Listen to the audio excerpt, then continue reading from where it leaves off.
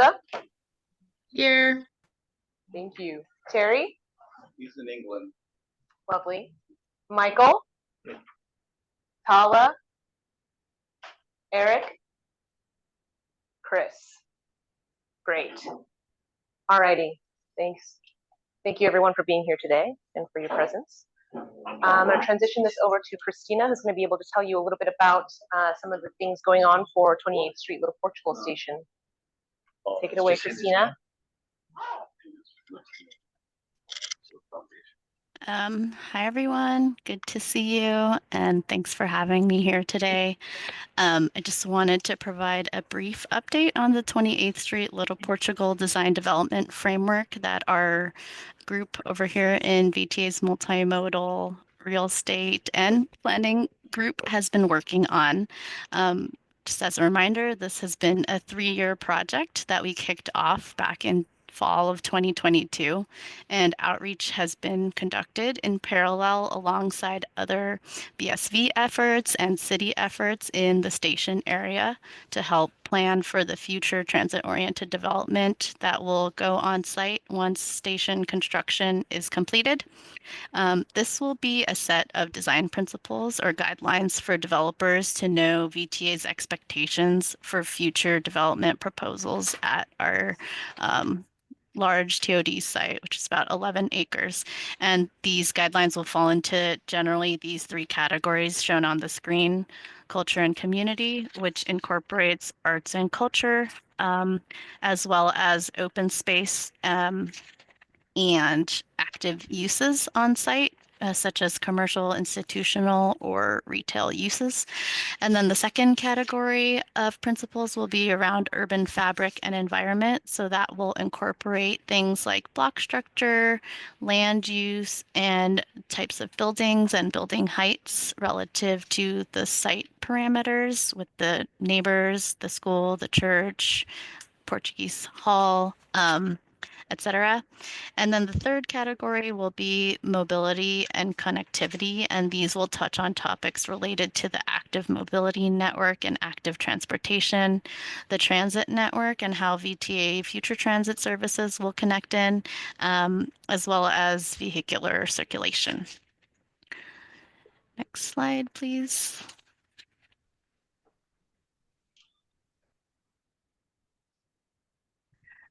So this is just a look ahead. We're kind of wrapping up the administrative draft of this and aim to do a 3rd season of outreach during our public comment period, which we anticipate will be around August or September of this year. So that might be a little bit before the next CWG, so we just wanted to give you a heads up and also to check in and see if there are any upcoming events that any of your associations or organizations that you're affiliated with are hosting, such as like a next membership meeting or something where you would want our group to come and provide a briefing on the administrative draft of the design development framework. So please feel free to contact me at christina.phillip@vta.org and the community.outreach@vta.org email address to let us know. Thank you so much. Get married? Yes. Thanks, Christina. The transit-oriented communities from the VTA team also recently launched a grant program, being able to fund $750,000 worth of grant programs. So program A is intended to support local agencies in planning and implementation of transit-oriented communities, supporting plans and policies. And then program B is available for CBOs and is intended to support anti-displacement of local residents and small businesses by providing technical support. Program C focuses on education and implementation of equitable engagement practices as well. And then program D is for placekeeping, arts, and activation, which is intended to celebrate the vibrant local cultures of the Santa Clara County. Each of them have different grant amounts, as you see on the screen. For program A is $150,000 per grant. Program B is $100,000. Program C is 25,000, and the same with Program D. If you would like to learn more about that, please visit the link on screen at vta.org/TOC grant, as well as using your mobile device to scan the QR code. Thank you so much. I'm going to pass this over to Erica Ropes now, so that we can hold a discussion about 28th Portugal Station. Great, thank you.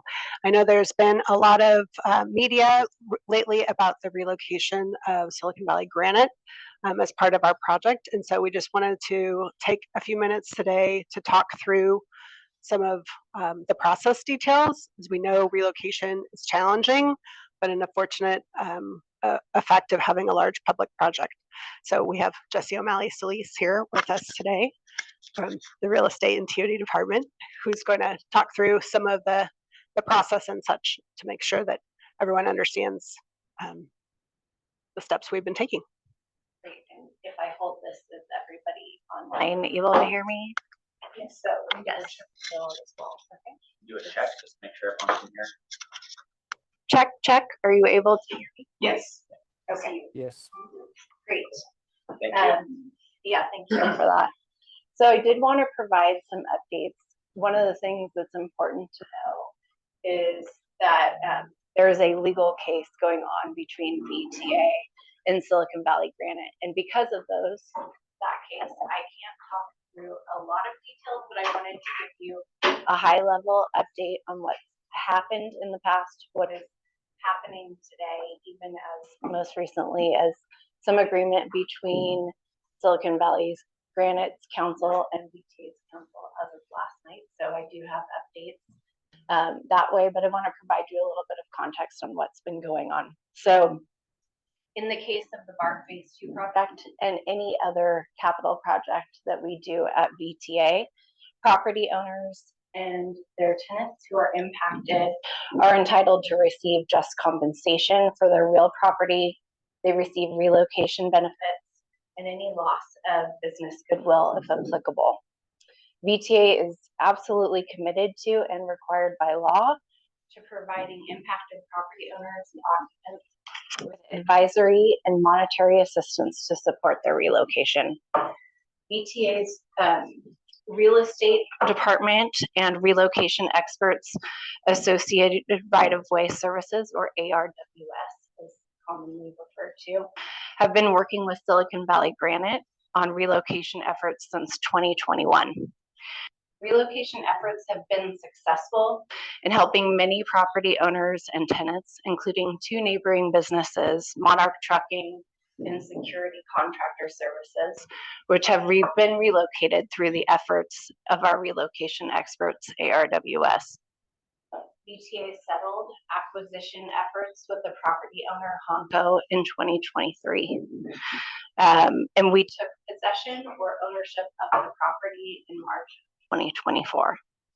VTA and ARWS have worked with Silicon Valley Granite by providing many alternative site locations for their consideration, both in San Jose and Santa Clara County. Approximately 1/2 of the alternative sites that we've provided are within the city of San Jose. Previously, Silicon Valley Granite agreed to leave by March 31, 2024. And this agreement was documented by court order in July of 2023. VTA has learned as of last evening between discussions between our councils that Silicon Valley Granite has found a potential site for relocation within the city of San Jose. So that is the fresh and brand new information that is valuable for this group to know.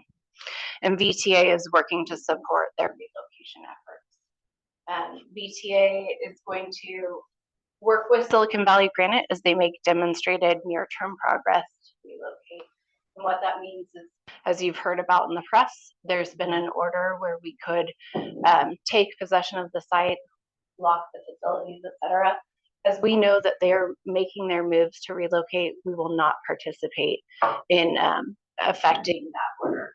So I wanted to share that. And VTA is going to continue to support Silicon Valley Granite's successful relocation. And this includes advisory and financial support to cover eligible expenses. And in the case of this relocation, even some fronting of funds to help make the move more palatable from a financial perspective. So I wanted to provide that update today. And I am able to answer some questions, but some of which I won't be able to answer because they'll need to be addressed via some of the legal processes ongoing. I'm happy to answer any questions that I can or take back information and respond to you with additional info. So this is not public information? Everything I just shared is public information. Oh, okay. So people are gonna ask us, or they're gonna ask, I already have. BART's not showing up for who knows how many decades. Their words, not mine. What does it hurt to leave the guy there? So I could take that question. Why does the tenant need to vacate right now versus waiting until later? I mean, aside from the legal agreements and all of the Right. paperwork that's been agreed to. Right, so before we start construction on the site, we need to do demolition of the buildings that are there and do some soils testing, as well as analysis, and then, you know, some construction of the ground there based on what the testing results in. And so in order to have enough time for them to vacate the site and to get those activities done before we need to start construction on the site, then we need to move forward at this point. So those activities that we'll be doing will not always look like there's something happening on the site, but there's certain activities that we have to happen in the field, and then there's back end things that happen in the office throughout the process. So there is active work that will be happening, but it won't always look like there's active work out there to get through these. It's on the 28th Street station block, so it's kind of in the middle of the block.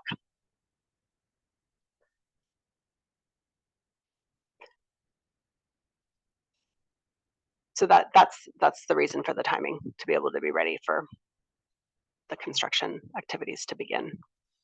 Although, you know, we could say everything was supposed to have been demolished by the end of last year. So, I mean, I'm just playing devil's advocate. That you say you're gonna do stuff, it doesn't get done. So what was the first statement you said? Of something about the bottle? I didn't. Demolition, Ron Gold, I think, said demolition was gonna happen at the end of 2023. As soon as you acquired Monarch and SCS.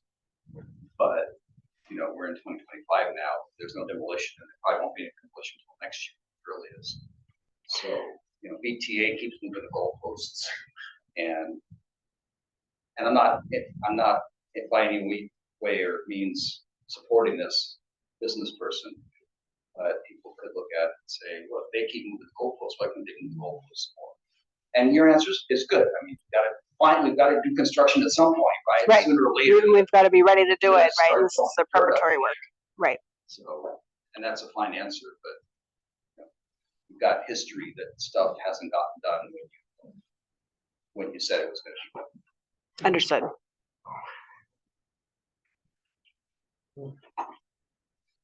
All right, I want to give some folks online the opportunity as well to ask questions. If you do have questions, please use the raise hand function on your screen.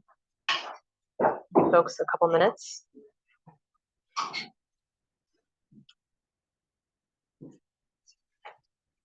All right, seeing as there are no hands. At some point, we also want to talk about the current situation on North 28 as far as the encampments there. Mm-hmm.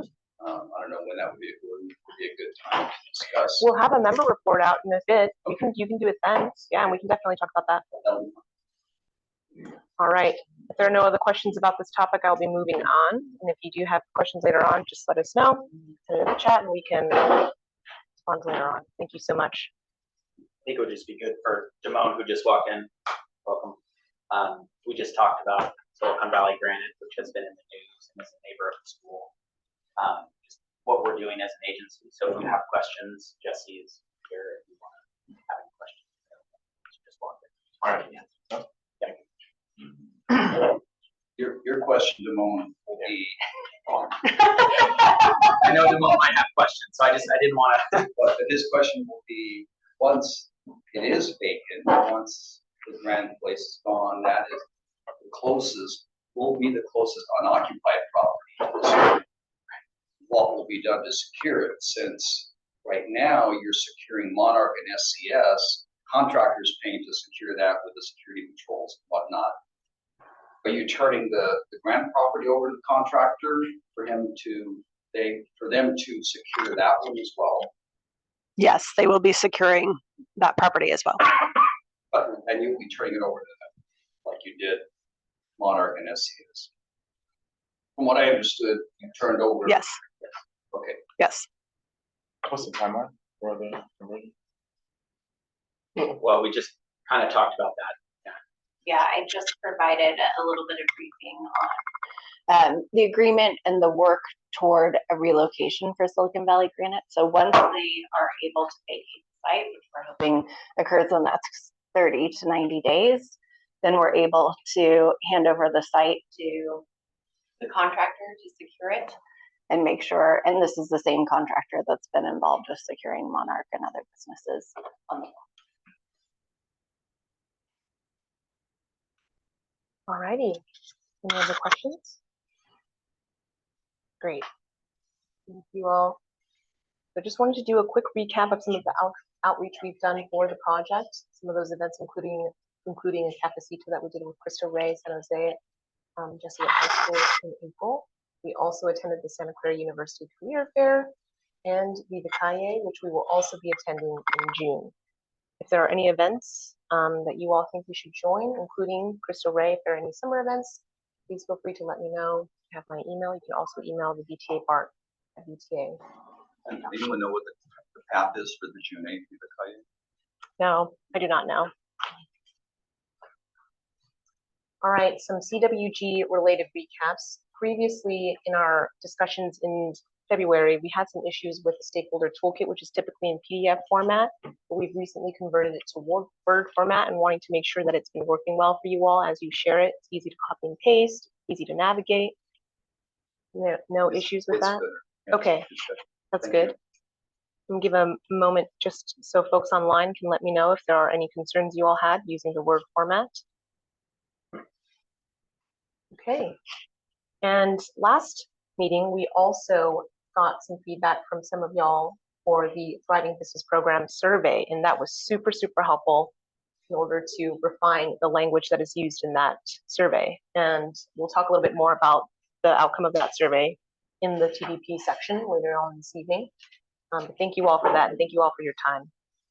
In the meet and greets, we have had 17 thus far, starting in February up until today, and a lot of feedback. We got a lot of helpful feedback on how to change the meeting, which includes some of the things that we're doing today, which means not talking about everything, still being able to show you everything so that you have the information which is in the PowerPoint packet that I sent to you all, and printouts for folks in person as well. That way you can still look at it, you still have the information, ask us questions, but we won't go through everything. That way you can have the time to talk about station-specific things. So some of the outcomes that came out of that include re-engaging with inactive CWG members. We also got suggestions for who to reach out to for groups that haven't been able to participate. We've been actively engaging with them. We've also been able to re-engage with those who haven't been able to join. So thank you all who are joining today as well. And then we will continue to hold meet and greets until the end of this month. So if you'd like to, you can definitely join us still. But after that, it doesn't mean that we can't meet with you. It just means it won't be considered one of these. So you just have to reach out to me, let me know that you want to have a discussion, and we can still meet up to do that. All right. All right, member report out. I'm just wondering, we haven't done a one-on-one with you, Chris. Oh, did we? Oh, I don't think we have. With my group or with me? Erica and a couple others. Oh, yeah. With you. Yes, I had one. Okay. We met with you, Dan? We met with you. And it was One-on-one. Good, good. Well, you know, you want to grab a coffee, just let us know. So That's where I'm available when you guys are. Yeah. Okay, you, yeah, I'm available. Yeah, just a way for us to have a smaller meeting, get to know Nan more. Yeah, and then Simone, the offer stands for you, and he said as well too. We just want to have I a can make myself available. smaller connection, smaller meeting. Yeah. Talk, listen. Yes, the purpose of these meetings is really to understand how embedded you are in the community and what things you're involved in so that we can better understand how to engage you, any other opportunities that we can engage you with for other organizations you're involved in. So that's really important to build that relationship just so that we can make sure that we get as much feedback as we do, both for this meeting and for community basis as well. So part of that, if you'd like to, we can use the member report out time to discuss your experiences in the meet and greets, what you would have done differently, how you would have liked to choose to spend your time with us. And if it was well spent, how did you appreciate the time? And if you would instead like to talk about something else during the report out, we can definitely take those comments and questions as well. I'll start with folks in person. I enjoyed it. She was very informative, although I'm versed with what's going on Mm-hmm. since 2016. Yeah. But I appreciated the update Okay, good. very much. So I wouldn't change anything. Okay. It made me feel important Okay, good. and informed. As you are, So I yes. appreciate it. Thank you. Yes. Thank you. Anyone else? A report out Mm-hmm. on the situation on North 28th Street, which Mhm. has grown by leaps and bounds in the last 2 weeks, even as recently as this week. This is from Arian Collin from the Department of Transportation. After some back and forth, finally came back to us end of last week with, and this is his in his email saying, since his last update, the Olive team has completed its second citywide inventory of oversized and lived-in vehicles. Mm-hmm. Based on the findings and current conditions along North 28th Street, we anticipate this area will be prioritized for inclusion in the Olive program for fiscal year 25-26. And he's currently working, well, his words, I'm currently working with my team to accelerate the implementation for this site with a tentative start in mid to late June, rather than waiting for the new fiscal year. As Olive activities continue through May and we gain more clarity on our capacity, I'll follow up with more specific timing regarding site activation and enforcement. So basically that says, it sounds like they're going to prioritize moving the people out, moving the vehicles out over to the Mayberry site and posting, well, it's already posted for a long length of it. Finish posting, no stopping any time, and actually enforce it as a no return zone and a no stop and no encampment zone. It's gotten really bad. In fact, they're parking on both sides of the street now. They're parking their secondary vehicles on the east side of the street and living in RVs and trailers and such on the west side of the street. Okay, good to know. We can definitely partner with our City of San Jose folks that we engage with often to talk about that. Not too long ago, there were some road improvements that had been done around the school and signs that were put up. Did that help at all, or do you feel like it still kind of persists despite that? They did a passenger loading zone, but they haven't done the restriping to allow for a safer right turn into 5 lanes lane. They haven't done that restriping yet. Yeah, innocent branches, no. Okay. Okay. They did stripe a crosswalk, a ladder style yellow crosswalk. And they repainted the white loading zone. The signs were already there. Okay. That's all it was done. They didn't do any 28th Street restriping and reorienting the lanes, as I assume they will, but they haven't done much. Okay. What is the level of your collaboration with the city of San Jose currently, like regarding the area around the construction site? I think there's ongoing collaboration. I might transfer that to Brent. Specifically to this topic. Yeah. We talked about agendizing it. We have every other meeting with them to check in with the city to see about the movement that they're making. So we've agendized it for our meeting next week to talk more about it with them. Okay, it is on the agenda. Brent, do you know if the legislation that was passed in like the last year or so, it gives like a radius around schools for being? It's only a pilot. It's only a pilot program in San Jose for 3 schools. in Oh, particular. Okay, got it. And so it doesn't pertain to any other school but those 3 pilot schools. 150 feet's almost nothing anyway. They're thinking of making it 500 going forward, and hopefully opening it up to all schools. Thank you for that. Jenny, did you have a Okay, report? so I've been involved along with David with BART for about 19 years now. You step here. Yes, right? I did. That is correct. No, but it's true. All the way back to when they had the Spider Woman, Lisa Ives, directing this.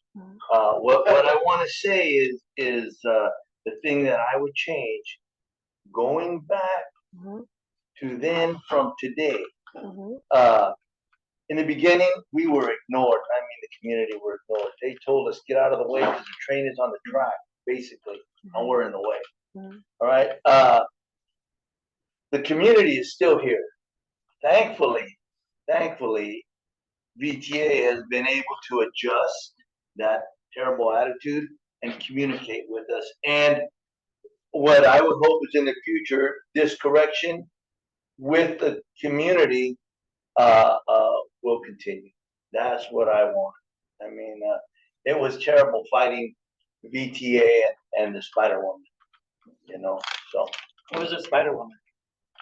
Her name was Lisa Ives. yeah. She actually, she didn't stick around long and she moved to Chicago.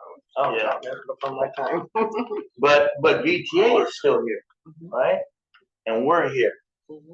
So I'm glad that VTA has changed their attitude. Seriously. Actually, it wasn't terrible because their attitude of we're gonna put a 17-acre parking lot on top of a BART station, which is essentially what you're gonna do now, what they're gonna do now. But anyway, back then when you were gonna have a 10-acre, 11-acre parking lot on top of a subway station, that precipitated our action as a community in conjunction with San Jose State and the brand new organization that resulted from university to create the BART stationary concept plan. So out of that bad experience, Right. good things happened, and they continue to this day with the current and draft format modification of the new 5 Homes Urban Village. Exactly my point, man. Thank you. Thank you. Thank you both for that feedback. And obviously, you history. still. Yeah, right? Yes. I don't normally comment on report outs, but we talk internally about like the community being there from the beginning to the end, right? Like Right. that's the one thing that doesn't change through any of our capital. We talked about that a lot on phase 1 too, right? Come in, we do engineering, we do environmental work, we build, we deliver, we operate, and there are different teams at VTA that do all those things. But the community, the residents, the businesses are there from the beginning all the way to the end, forever. Right. So, Right. Well, I hope to reach the end. Right? Exactly. I appreciate that. Thanks. And, Yeah. and in saying that, I had to defend VTA because there was a meeting and a person was actually talking out the side of his neck. He was saying that community is not involved, they have no say-so, they don't have a voice. And I'm looking at my phone, like, who is this guy? Because that was my first time doing a Zoom on my phone. And I actually had to stop and sit and do the Zoom, and I'm thinking, who is this guy? Anyway, he got fired. he didn't know. So I went back to our meeting and had to just let them know, looking at my notes, to let them know that these are notes, this is real, we do have a voice, and this is a list of the people, like all of us, that are actually involved in this and that have a say. And so that person that was talking was erroneous information, and don't believe everything you hear. And so what I did in that term invited people, come to one of the meetings. It's welcome for everybody. Yeah. It's the community, you know. And so, and I tell people, don't just sit idly by getting secondhand information. Be a part of the firsthand information. Yes, course, thank yeah. you. Thank you for the folks in person. Online, I'm just going to read out Helen's comment, unless Helen, you'd like to unmute and speak. Okay. I'm sorry, I'm driving, but I can talk real quick. It was just a great experience, you know, to see what's really going on, because we hear one thing and see the thing is completely different. So now we can see exactly what's going on. We worry about the security of the place, how homes around. So it's much clearer when we were there. So I had a good experience. Thank you so much, Helen. Thank you for multitasking and joining the meeting anyway. Do drive safely, and we'll see you soon. I'm going to also allow a little bit of time for folks online to share a little bit about anything that they have that they'd like to provide as well. We've got a couple of the members online. Okay. If there are no other comments, I will be passing it over to our interim director, Erica Rokes, to talk about phase 2. All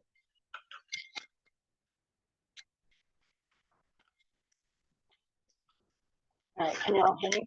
No. One here is Erica. Bernice on the beach somewhere. I hope she Let's is. hope so for her sake. Yes, relaxing. Nice to see everyone today. Wanted to give an update on phase 2 as usual. Since our meeting in February, there's been some advancements in the cost savings, and we provided a good overview presentation to the new board members about the process. So I wanted to take a minute today to talk through that, to remind us here, as many of us have lived through this cost savings process the last 6 months, but I think it's helpful how it's all framed up together. So I'm going to go through that quickly and then give the update. I don't know if I don't have direct back. Oh, there we go. Okay, so the framework, when we heard back from FTA in August of 2024 that we were approved to enter into the New Starts Engineering program, and that they were committing nearly $5.1 billion, we were very excited to be the recipient of, in the future, of the second largest grant that they've ever given, but it was less than what we were looking for. So we needed to embark on a cost savings project process within this framework of preserving the project definition, keeping our environmental commitments, maintaining our opening day, and minimizing impacts to the schedule. So then from that, we built off the framework to look at ideas within the guardrails of the federal requirements, trying to find cost savings that didn't require opening of the environmental document and the record of decision that was issued by FTA in 2018. We don't want to introduce significant new risks to the construction or design that would cause FTA to add additional costs to the budget when we do a risk assessment. And we want to collaborate with the agencies and the stakeholders, working with you all in the community working group here, bringing information to the board as well. These are the 3 guardrails. And then based on that, we have 3 main considerations, program considerations that we're working on that closes the frame around the framework. And these are the cost savings that we've been looking at, finding a path with the contractor to be able to build a project that we can afford, and working with FTA to get a full funding grant agreement. So that we've been talking about these 3 considerations for a while. I think it's helpful to set it up in this fashion of how it fits around the framework. So first, we're going to cover an update on cost savings. So as you all know, we started back in August of 2024 looking at cost savings, and since that time, we've gone through level 2 and we're now in level 3.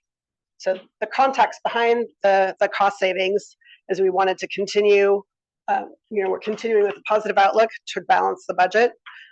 This cost saving effort over time has proven that it's a cross-disciplinary evaluation, and requires due diligence to make sure we're not double counting, and we're ensuring transparency in our process, and we're developing cost estimates accordingly.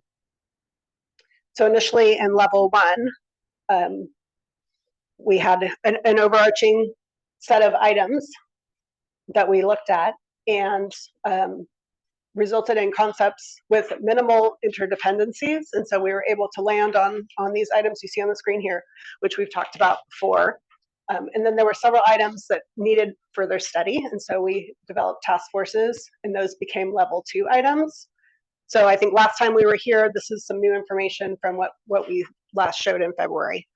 So the update here is that what was evaluated in level 2 for concurrent tunneling from the east with the large diameter tunnel coming from the west and looking at an additional concurrent tunneling from the east didn't pan out with the exact criteria we were looking at there. Level 3 is questioning criteria and such, so that's being explored further through the next level. We talked previously about changes at New Hall Yard and the Santa Clara Station, which is looking like the parking at the Santa Clara Station will also be able to be surface parking based on some configuration changes at the yard that the team has been working very hard with BART on. Looking at changes to the interior of the tunnel, that's needed continued evaluation, and so is looped into the level 3 analysis as well. And then looking at different locations for muck hauling, and we have advanced to know that we have abilities to haul to places that are closer located than we had originally estimated, so we were able to reduce those costs by a bit. So now we are moving into level 3. Level 3 and level 3, we're challenging previous design assumptions. We're questioning the criteria, refining level 2 concepts, pushing the guardrails, focusing on the tunnel and the construction methodologies. We've established a task force, and the guiding principles of level 3 are, we're still looking for cost savings. So between level 1 and level 2, we've found roughly 400 million in cost savings, but we still have farther to go. So what could we look at that would help us achieve greater cost savings? So at this point, a big idea that has come up is reducing the size of the tunnel. So that's where this tunneling task force was developed, to revisit ideas that we had studied previously, as well, where things potentially have changed or there's been more experience happen, as well as evaluating ideas that were provided to us by FTA's project management oversight consultant and Claude Zeidler. So tunnel diameter is a cost driver because it determines the volume that's excavated, as well as dictating the pace of the tunneling, which relates to schedule and time there. So we've received information and getting questions about the diameter from multiple sources, and so we pulled together a task force that includes subject matter experts from our program management team, general engineering consultant, as well as our construction management team, who have experience in the local ground conditions, as well as tunneling and construction, because the ground conditions are key to tunneling, and so as they vary, what works in one ground condition doesn't always work in the other. So that's an important piece. So right now, this task force is studying technical feasibility, just doing analysis at this point, of design assumptions and criteria, looking at the configuration of the tunnel and the stations and the resulting construction methodology, as well as some refinements in the modifications and the alignment in the Diridon area. So this lays here out the process in the task force, excuse me, for the level 3, not the task force. So VTA identified the cost drivers. We are here at the tunnel task force. There will be a report out at our oversight committee meeting on Thursday with what some of these ideas are. They're purely ideas at this point. It's just the beginning of the analysis. There's no results, no recommendations, no costs being shared. So we're going to share that later this week. So I encourage you to tune in if you're interested. The changes to the passenger experience at the 28th Street station, it does not change. So there's not huge changes. So we're not going to go through that here today. But once we continue to advance this, then after the technical feasibility is done, VTA will determine the cost, schedule, and risk, and what the impact is to the public. Then there will be a FTA peer review before VTA determines next steps moving forward. So we're very early in the process, but just wanted to share the status of that with you today. Can I ask you a quick question about that process? Yes. Have we found water? No, there's always water. Well, Yeah, right, yeah. right, but substantial water is, I am not the tunneling expert, so I don't Okay, have the okay. answer to that question, but we can circle back with you. okay, great, fantastic. Yes, It depends on depths you're going. right, Correct. it does. That's what they said that. There is I mean, water. you know, at 70 feet, you're probably below the aquifer. At 40 feet, you're probably in the aquifer, in the mush. Since I'll be traveling on Thursday, that information will be placed online. Yes, the slides will be posted and then the recording will also be posted of the meeting. So we can share that link out as well. I guess any other questions before I continue with the update from anyone online or in the room? Folks online, please use your raised hand function to ask questions. Seeing no questions, Erica, you can definitely continue. Okay, so next we're going to talk about the update on the contractor industry confidence to build our project within budget. So in parallel to the cost savings effort, VTA has formed a contracting task force comprising of senior VTA staff, subject matter experts in the General Counsel's office. As part of this effort, VTA is engaging in industry outreach to assess market interest and explore favorable contract terms that will help the project stay within budget and gather interest. VTA conducted industry outreach. I'm going to move along to the update here. Meetings with several major heavy civil and tunnel construction firms in the last couple of months and have gotten information.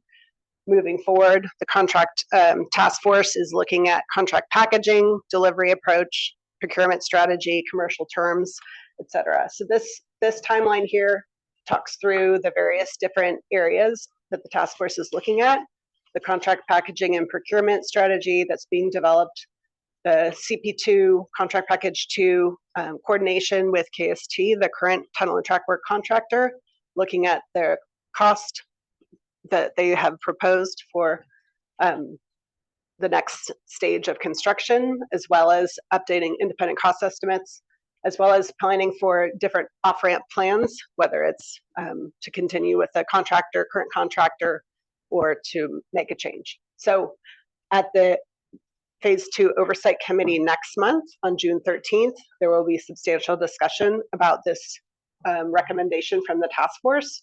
And then the VTA board will be taking action at the end of June, at the June 27th meeting, on the path forward for this. What is the off-ramp, the decision again? So in the progressive design build contract, there is a natural point where you can decide to choose to no longer move forward with the contractor that you have. It's to off-ramp the contractor. Since I sit with Caltrans, I was going off-ramp. Oh, yeah, not a freeway off-ramp. Okay, and then the last is the path to signing the FFGA. So we have continuous coordination with our project management oversight committee, as well oversight consultant, excuse me, as well as FTA on the project. We're evaluating cost savings that came from the ideas that were generated in a workshop we had in December. We have regular check-ins with them, and we're going to be hosting the FTA, having the FTA peer review as well through this process. And that is the end of the Phase 2 update. Are there any questions? Go to folks in person first. You're in a Phase 3. You anticipate there being a Phase 4 if you don't meet your goals? Do I anticipate level 4? Level 4. Yes. So if we are not able to achieve within level 3, then we would move to level 4. But the complexity of what we're looking at in level 3 takes more time to evaluate. So that's why over the next several months, toward then, details worked through for level 3 to know what we're moving forward with. Wouldn't that cause a date change? It depends on the path forward, and so that's what we're looking at. But as of now in level 3, that's not the, if we had to move to level 4, then it would cause a date change most likely. But within level 3, we're trying to keep the date. This before I get too old.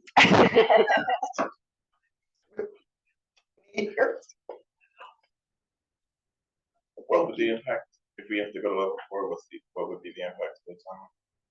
If we're going to level 4, then that would mean we were completely pushing down the guardrails, and we would have to redo an environmental document, a supplemental environmental document. So the entire timeline would change. And so if we go there, then we will let everyone know we haven't developed what that is yet, because we're focused on level 3, trying to get there in level 3. Yeah. We're never gonna run this thing. No. No, All right. they may want your groundbreak. All right, I want to see if there are some folks online who have questions. Please don't forget to use the raise hand function. All righty, we are seeing no questions. No questions online. No questions online. No questions in the room anymore. I finished mine. Appreciate it. Before we go into this, we want to provide a little space for our guests that joined us. For me to re-share what I had shared at the beginning of the meeting. I think it would be. Okay. Just for folks online, we did have some new guests join the meeting, so we're just going to reiterate some of the things we said in the beginning of the meeting, and Jesse's going to take over that. Hi, good afternoon. I wanted to share some of the opening statements I made on the topic of Silicon Valley Granite. So you have the benefit of hearing it as well. And thank you for coming here today. I know this is a difficult situation. We definitely look forward to earnestly finding solutions that work for the company. Big picture, property owners and their tenants impacted by capital projects like BART Phase 2 or any other capital project that VTA constructs are entitled to receive just compensation for real property, relocation benefits, and loss of business goodwill, if applicable. And VTA is absolutely committed to providing impacted property owners and occupants with advisory and monetary assistance to support their relocation. VTA's real estate and relocation experts associated right-of-way services, or ARWS, has been working with Silicon Valley Granite on relocation efforts since 2021. Relocation efforts have been successful in helping many property owners and tenants in the neighborhood, including 2 of the neighboring businesses such as Monarch Trucking and Security Contractor Services, which have all relocated successfully through the efforts of relocation experts at ARWS. VTA settled the acquisition or purchase of the site that Silicon Valley Granite is located on. We settled with the then owner in 2023, and we took ownership of the site in March of 2024. VTA and ARWS have worked with Silicon Valley Granite by providing many alternative sites for consideration in Clara County, including multiple sites within the city of San Jose. Roughly half of the sites that we've shared were in the city of San Jose. Previously, Silicon Valley Granite agreed to leave by March 31 of 2024, and that agreement was documented by the courts in July of 2023. VTA has learned as of last night, and this is maybe updated information, I'm not sure if you're aware of it, but the council that is representing Silicon Valley Granite and VTA's council had a discussion last night, and we learned that there's a potential site for relocation within the city of San Jose. And one of the things that VTA responded to in commitment was that we would not enforce the order that we have possession from by the courts at this time, while Silicon Valley Granite is making a demonstrated marked effort to relocate. And we're going to continue to support the relocation efforts. Some of the offerings that I know were discussed, and I can't go into great detail because much of it is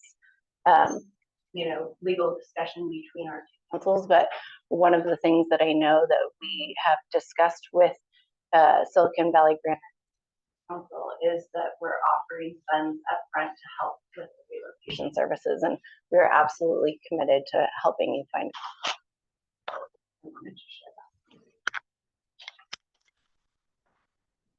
So I think first off, from what I understand, from what I understand, we had a relocation advisor, but we were never sent any alternative sites. So what you said about the many sites that were shared, that wasn't part of any, we never received that support. Or they were included as part of like a settlement package that had terms that we basically couldn't agree to. A lot of, I would say repeatedly, one of the things that basically has come up time and time again was the timeline for the move. The VTA's contractors, I believe, estimated about 5 months at least, and like $1.5 million to move the entire inventory. And the challenge with it was, one, there was no suitable location that could fit all the inventory that I think even the relocation advisor was able to find. Two, the timelines for it, even though it took, or it was projected to take that long, a lot of the agreements that were shown to us didn't have that much of an extended timeline. It was a much shorter time frame, and we can say just from experience in the last week of us scrambling to move, working like 16 plus hours a day, we've barely moved like 5% of the inventory in like a full week of like hard grind. And it would take a lot of effort to get to that point, to like safely and properly move all this material. And I think it's been a bit of a difficult time to kind of get the other side to understand that the nature of that. Just this one relocation quote maybe doesn't, really provide that full context. And yeah, we have been making efforts to move our inventory for a while now. We had a site in San Martin that we've been moving material to, but it's more of like San Martin and Colma actually, that we've been offered, and it's more of like hey, whenever we have like free cycles for our employees and they're either going in that direction or something of that sort, they can go drop some of this extra material off. But these all cost time and money, right? And we're not in a position to be like fronting those costs ourselves either. So that's kind of where that bit of it went. And then I'll let you finish. Yeah, and in addition, what he was saying, we were never offered the timeline that the VTA's own contractors had quoted. It was always much less, with the stipulation that anything left behind would have to be abandoned, essentially. And I don't fully understand that, because if it's abandoned, the VTA themselves has to either move it or crush it, waste it, I don't know. But we were happy to move.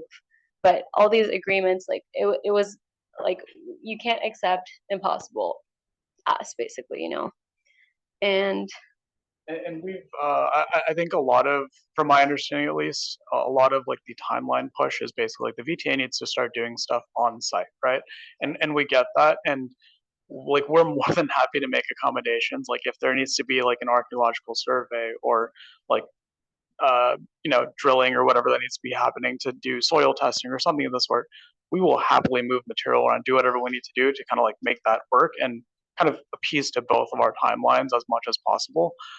But at the same time, we do kind of need to reach that final like agreement on what would happen to our business. Yeah, and like stuff like soil testing and stuff, they've had archaeologists come to the site, I believe. Like we're totally open to working with that.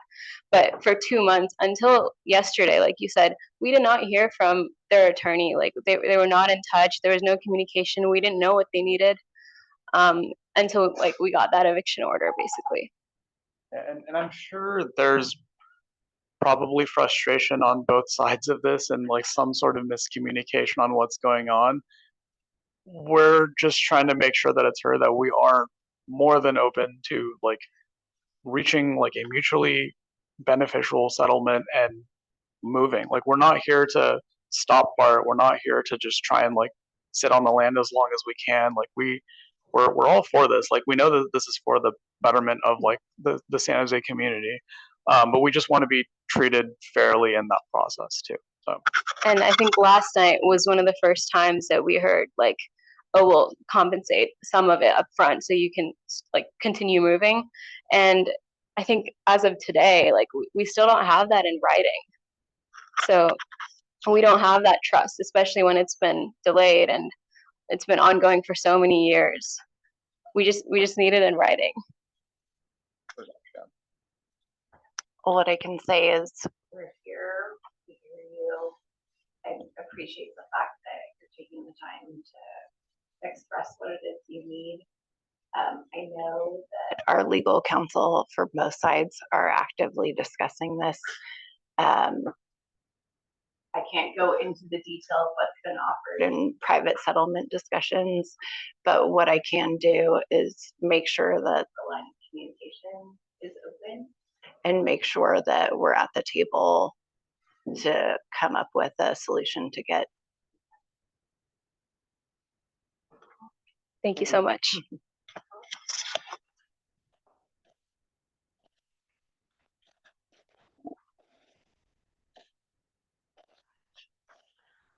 Alrighty.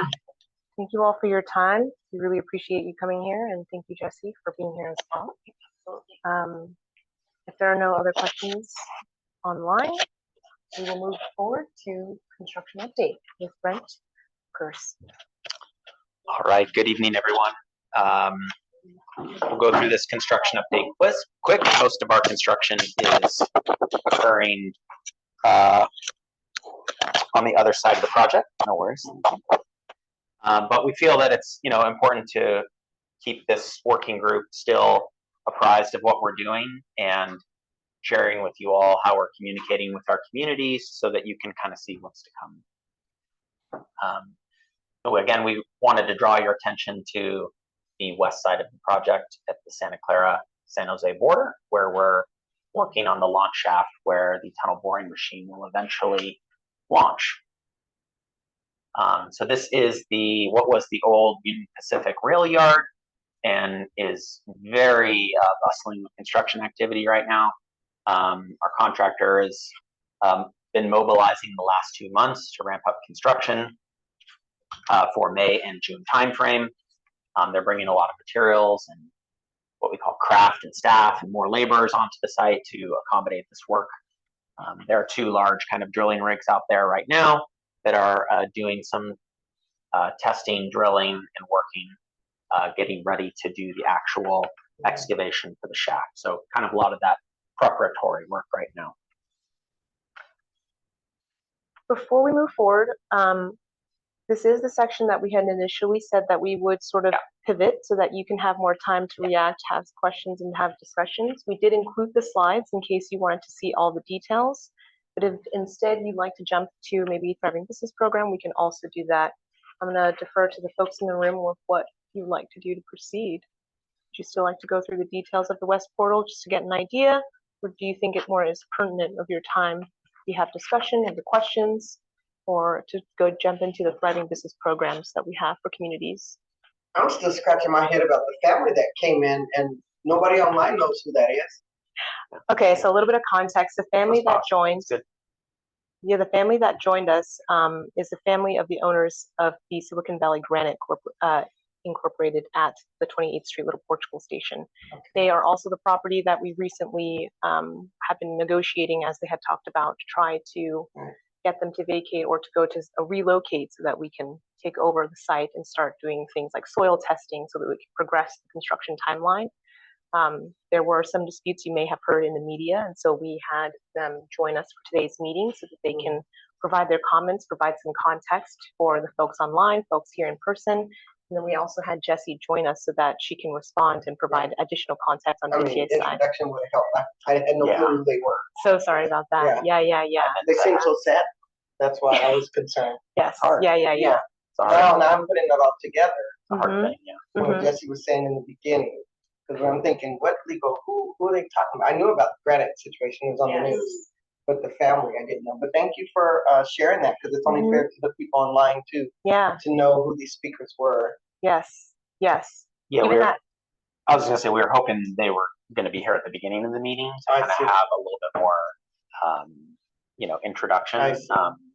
They were somewhere else earlier, so they couldn't be here right at the start. Yeah. Thank you for clarifying. Yes, thank you for asking. So given that context, does anyone else in the room and folks online, do you all have questions or comments about that interaction, about the discussion we just held with the family? No. All right. So I can talk more about construction. In some of our one-on-ones, we heard from you all. Is this vitally important? Is it not?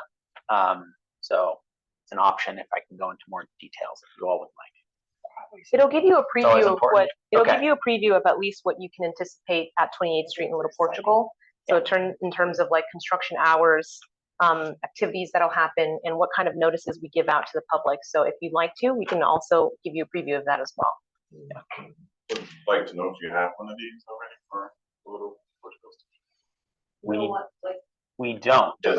Yeah, we don't. But it's a preview of kind of what's to come. So I think that's where it is helpful, right? So a map of the site, call outs, explanations of kind of how the site would be laid out at the station. Eventually, when the contractor mobilizes, where they would be deploying, where would their trailers be on the site, where would their parking be on the site. So we would eventually probably create something like this for the station area or for each station area. You don't really do it until you know if you're going to do a cover station or if you're going to stick with the current plan of record, which is the shaft down to the. There are some variables, yes. I think if we do some of that work that Erica talked about, like the demolition and the preparation, some of the early kind of things, we could create a preliminary kind of map like this as well for the community. Yeah, I think that would be helpful. See the first draft. Yeah, okay, that's good. We'll note that. Quick run through and let you all know, just for you to see what work we've done in preparation for construction of the site. And that way you can see what to look forward to. It'll be a little bit different for 28th Street as it's not the same construction activities for West Portal, but Sure. okay. I think this is another accompanying map and graphic that is really important. So David, you asked about this a couple of times. So how are we showing our hauling routes? Danny, you've also asked about this a couple of times. Important for our residents, parents, the school, our groups to understand how trucks will be entering and exiting the site. So this is a tool that we're using out at the West Portal right now. It shows kind of where our our trucks come in and out of the site and the approximate percentage of where those trucks are coming in and how they're exiting. So this would be a tool that we would use or create when we start to engage community as we get closer to construction. Right now, there are trucks coming and going in large numbers to the yards that are just directly north of the BART quadrant in that now leased property on North 28th. Oh, that's now leased? That's leased, and Oh, they're hauling in dirt. Actually, they're hauling out stuff too, and they were not doing it according to best practices. That's the triangle parcel? Yes. Okay. In fact, today I noticed one of them dumped a lot of gravel at North 28th and Julian on the road surface.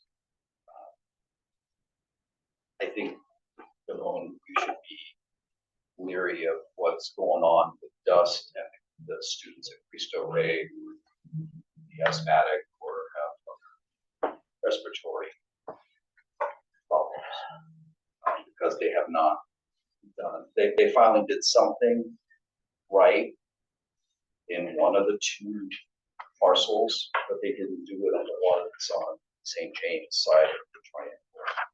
And that is having dirt stuff at the opening so the dirt falls off the tires before they get on the street.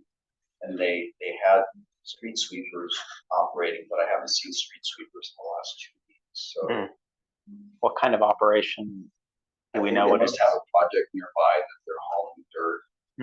It's like a staging yard. Staging area, exactly. Interesting. Okay. You should take a ride out there and see what they're doing. Oh, we could do that. We have a street sweeper running multiple times a day on Coleman and Newhall and Brokaw. So it's a very different operation that our contractor is running. So So to David's point, Yeah. are there, I guess like similar communities impacted in this space? And do you have some way to measure air quality? We do. We have air quality monitors on site, and we have noise monitors on site and vibration monitors on site. So our environmental team reviews those every week. Are they made available to the public? They can upon request. Yeah, so that's a great question. We typically like to just qualify the data first, and then, you know, in the future, when we get into that, we would probably have a meeting with you all just so you understand like what you're looking at. They're very technical, but you can kind of see where noise peaks and where it doesn't, and goes up and down and things like that. It'd be helpful to know like what noise and air quality is coming out of this project, so we can have an idea of what might. Yeah, so everyone can't see online, but I'm pointing at kind of this large square here down on the bottom. So this is another adjacent construction site, kind of like what David was just talking about, right? So this site is also creating dust and other things. And so, you know, we've had joint meetings with our partners and our neighbors about like their practices versus our practices and how we're maintaining the kind of general community space. Is that something that like you all would like be willing to bring the data that you have from this site to this meeting, so we would be able to know again like what we might anticipate? So there's federal thresholds that we're required to stay within, and I think the activities that are happening on this site will be different than what's exactly happening on the 28th Street site. So it won't be a direct apples to apples comparison. I think it would still be nice to. Okay, I just wanted to make sure that you would understand that. Yeah. Yeah, maybe we could have a future presentation in the work plan, like how we monitor these things, because I know you've had questions about it. So like maybe we could have one of our environmental team members join us and do a presentation for you all. That's a great idea. And I have contacts, so I can give over that triangle that's currently being used for staging or whatever, hauling in and out. Okay. And it depends on how long that dirt is gonna be there, because after 14 days, it has to be covered. It also depends on if it's dirty dirt. Correct. It's contaminated Correct. dirt, which would off gas into the air, which is a whole other set of problems. So you may want to contact people that are actually pretty vaccinated. I'm glad you brought that back up, David, because we did have that conversation, but it's worth bringing up again because it's very intriguing about, remember the questions about how much dust is there going to be, what are you going to use for material to keep the sound down? So yeah, it's been so long, so it's time to cover that again. Yeah. It's really fascinating information. Yeah, really fascinating. So just quickly, just wanted to share with you kind of like an example of a notice that we prepare for the community. We've been engaging all the neighbors, so much like you all, we've had kind of individual meetings with them all out of the West Portal. I think recently, Damone, we translated some information for you to help promote this meeting. So willing to work with you individually on specific needs for each of your communities, right, to make sure that folks are engaged. Let's skip over this one. So, any other ideas or questions on kind of construction? We had a good recommendation for a future topic item. I like that. So maybe some information about what numbers are in the soil over there that you're digging up. And the only reason I'm saying that is because where Costco is on Coleman, just down the road, that used to be a Biggie Crane and Rigging had a yard there, but that was just a railroad storage yard. And the reason that that location is higher is because they couldn't unpollute the dirt. So they just covered it. Yeah. So, you know, one of the early things that we do need to do is soil testing, right, on the site. That's why it's important that we do have access to the site, so that we actually can do more of that. I thought we were asked that. My bad. We've done some preliminary, but we need to do our more investigation. Yeah. For sure. I'm trying to How do we this do- along. No, you're good. Dan's going. Come on, Brett. Come on. I just want to give some folks online, if there are any members online that have questions or comments as well. All right, we are going to skip through to go to the Thriving Business Program section. However, everyone should have the deck available to them so they can go through the information that is provided in the construction update anyway, if you'd like to. But we will be moving on. Go ahead, take it away, Brent. All right. We talked to you a bit about the Thriving Business Program last time we met a couple months ago, and wanted to share with you all some progress that we've been making over the last couple months and what our next steps are. Just a quick reminder, it's the program that will support our small businesses during construction. It's made up of 3 elements for each Shop Local program, which is our marketing program, our local resource network program, which is how we intend to connect with community-based organizations to serve the businesses in the community by providing them services during construction, and then our direct financial assistance grant program, which is providing financial assistance directly to small businesses during construction. So we've continued. We debuted, although didn't completely highlight, our implementation zone map. So we provided the CWG and our Small Business Task Force some materials a couple months ago to review, and in that we had our implementation zone map. A couple of you all had comments, which we really appreciated. This is the tool, we'll pull it up in a second, that we'll be using to help guide us in the program and kind of define where businesses are along our alignment and how they'll be able to participate and qualify for the program. We reviewed this with you all. We reviewed it with our Small Business Task Force. We got great feedback on surveys that we intend to launch. Click that, sorry. Come fall and spring, excuse me, summer and fall. And we incorporated your feedback into our materials. So thank you all for taking the time to look at that. We really do appreciate that. Just a reminder of who's on the task force. I think we had comments from the task force and from the CWG on membership. We've followed up with some of those businesses directly and had one-on-ones with them. Just to clarify mainly, excuse me, who their representative is moving forward. And who will be representing them. Get some clarity and make sure that we have consistency on the task force moving forward. So our next big step is launching a survey. So we've taken all your feedback on how this program could really serve small businesses, is one survey. So we call it our small business survey. And we have a second survey, which is going to go directly to community-based organizations and asking them, hey, what's your capacity to help us, to work with us, to engage in the community? And what is your interest in kind of participating in the small business, in the Thriving Business Program moving forward? So we're working on translating those into multiple languages right now. And later this summer and fall, we hope to launch those surveys. Get those surveys out into the network, into the communities. We would love all your support doing that, echoing that message through your own networks or lists. You know, you all are really key opinion leaders, right? Like, you're in the community all the time. You have those relationships, and we just really appreciate the support. So more to come on that. We'll likely kind of have a kickoff on the survey, something like that. Tiffany's doing a great job leading that on our team. Kind of maybe walk folks through the survey and the launch. Just honing in a little bit on our implementation zone map. So this is the map that we was briefly previewed in the Thriving Business Guide program. This is really just a draft version, and so we have areas that we're trying to call out in blue that mainly represent areas where you could get marketing assistance and local resource network assistance, technical assistance.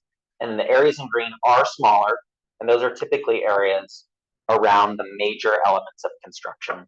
And those are, you know, our draft areas right now for areas, for business areas that would receive direct financial assistance. These are really the areas where the majority, almost all the major construction is going to be occurring. We don't anticipate a lot of major construction on significant parts of the alignment up and down East Santa Clara or Allen Rock like we had for bus rapid transit. So the construction will be much more focused in certain areas. But we are continuing to refine this, looking at more data. You all had some feedback on some places that we missed or weren't called out, and so we're incorporating that. So we hope at another meeting to have kind of more of a detailed update for you all. So I would hope, Oh, go ahead, go ahead. We have Crisco and then you, Go Danny. ahead, go ahead, you first. Yep. That area, because I think 20 years ago it was supposed to be BART on East Santa Clara Street. So right on the corner of 10th and East Santa Clara Street, it says 10th Street. Is that going to remain there? I hope so. Is that going to remain there? Although there's no 10th Street BART station. There's not going to be a station there because I was told years ago that was there anticipating a BART station. You don't know what I'm talking about? Let me see if I can pull it up on my map. It's yeah, it's right there. Really way back there. It's like almost in front of 2003. my store. Yeah. Yeah, it's right on the up the corner, and I could show you. No intention to have any station or facilities at 10th Street right now. Many years Okay. ago, that was an option for station. Yeah. San Jose. Oh, okay, and they put that block there and never removed it. I don't want it gone. I like it actually. And when it gets graffitied, I call 311 and they come in and fix it. It's a great indicator of where you're at. Were you looking at your security cameras? I am. You're talking about the monument sign. Yeah, this one. Okay, shoot, Chris. Any other time. You see right there where it says 10th Street? Oh, you see right there? It says 10th Street. Is that going to remain? It should. Yeah, we don't have any intention of, Okay. I don't think, affecting anything on the sidewalk, but we can come out and take a look. It's right there, 10th Street. Maybe you'll just have to come to my store and see. So likely in September, we'll come back to this group with refinements. And you can have another opportunity to comment on the map. Okay, because that was a question asked at my meeting, so I'll let them know that's going to stay. That was the old plan. This is a new group. Thanks, So Chris. my question is to the east over here, is there any way that we can include restaurants and businesses there? Because looking at the little light blue, it's going down Santa Clara Street to the west, but nothing to the east. Yeah, it's really designed to be for areas where we are going to have known impacts. So we are calling the areas out or along the truck hauling routes or maybe receiving some marketing support. But along the Key or King, there isn't going to be major construction there, but there will be hauling there. So they may be eligible for marketing assistance, but not really direct grant financial assistance. Okay. Marketing is good too. Before we move on, any questions or comments from folks online in regards to the implementation zone plan?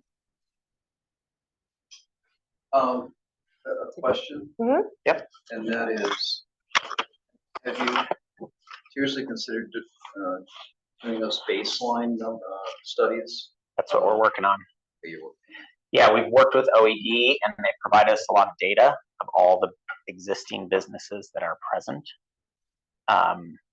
And so we're creating and mapping that right now. That's what, we don't have that completely finished. Well, I'm referring more to DOT baseline traffic counts and traffic patterns before construction impacts, long before construction impacts start, or at least 6 months, 1 year, whatever, 18 months, and then post or during construction impacts, see what the traffic pattern, how the traffic patterns have changed around the construction 28th Street Little Portugal construction site, which would obviously potentially impact the businesses in the vicinity.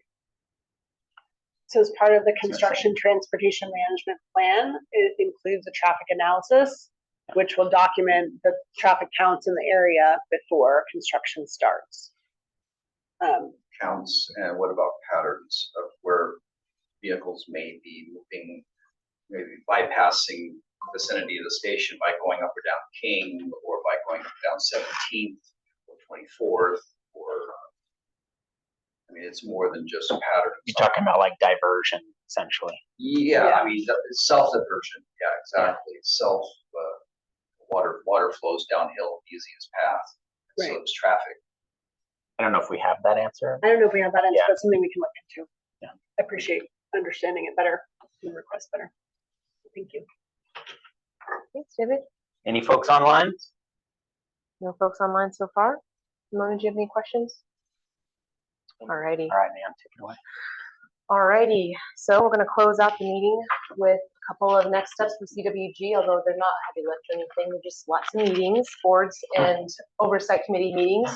So the next one coming up is in 2 days, May 8th, which will be going over similar things that we went over today. So if you want to skip that, you may, but if you want to get more details on that, hear a little bit more, listen to Erica once more, then you can definitely.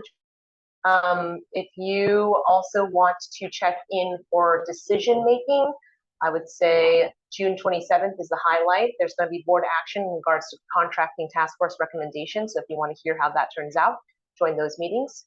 For all other details, you can always visit bta.org/about/board-and-committees at the bottom of the page. And as always, you all have my email. So if you have any questions, please feel free to reach out to me. Otherwise, we'll be ending the meeting. Thank you all so much for joining tonight. Thank you.